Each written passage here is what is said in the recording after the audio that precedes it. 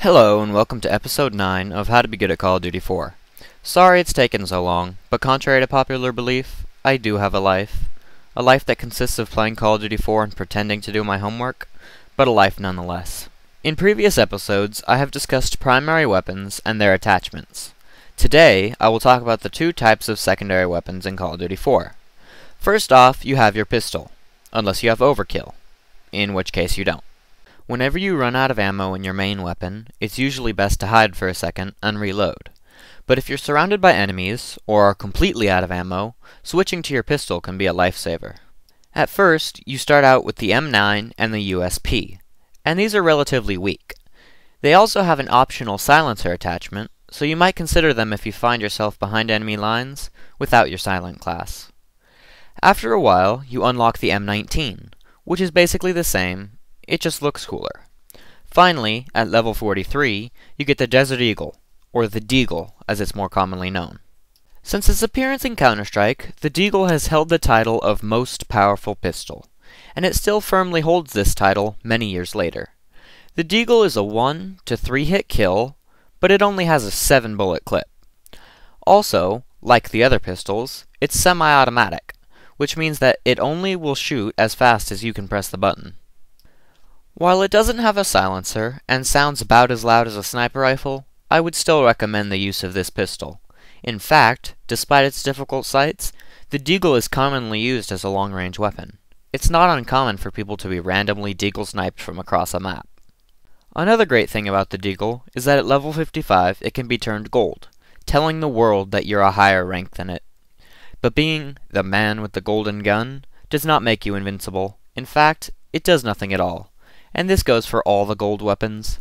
Just because you and your friend changed your Xbox language to Swedish and cheated the achievement system does not make you better than everyone else.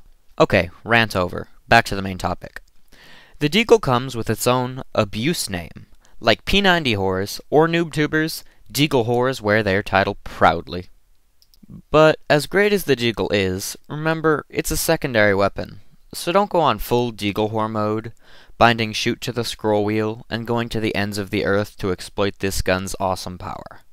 Okay, enough about that. Let's get back to the real main topic. Switching weapons takes a small amount of time, so remember to take cover. When at a close range, try to aim for the person's chest. If you're using the Deagle, the recoil will ensure a headshot. When at a longer range, just retreat or reload. But what do you do when both your primary and secondary weapons are out of ammo? You go for your melee weapon. Every FPS, since the original Doom, has had a melee weapon, be it a chainsaw, a shield gun, a plasma sword, a shovel, or the crowbar. But in Call of Duty 4, we have the knife. The knife is often overlooked as a weapon that can be used in regular combat. People only think of it as a way to kill stupid snipers or AFKs, but what they don't realize, or don't care, is that the knife is the most powerful weapon in the game. In fact, its damage is... oh god, I promised myself I'd never do this. Its damage is over 9,000. See what the internet makes you do? Anyways, all overused internet jokes aside, the knife is a pretty powerful weapon.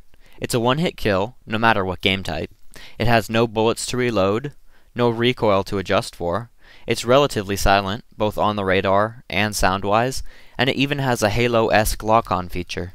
And unlike Counter-Strike, the knife does not need to be switched to. All you need to do is press the button, and you will instantly whip out your knife, slicing anyone in front of you.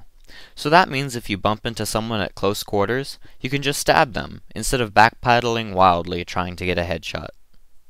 But the knife doesn't have to be only close range. If you're playing softcore, it's sometimes possible to run up to someone as they're shooting you, and let the lock-on do the rest. Now that you have the knowledge of primary, secondary, and melee weapons, you're ready to go out there and get kills, no matter what. Well, that's all the time I have for today. See you all next time, and remember, I'm Taz Crossblade, and I'm back, baby.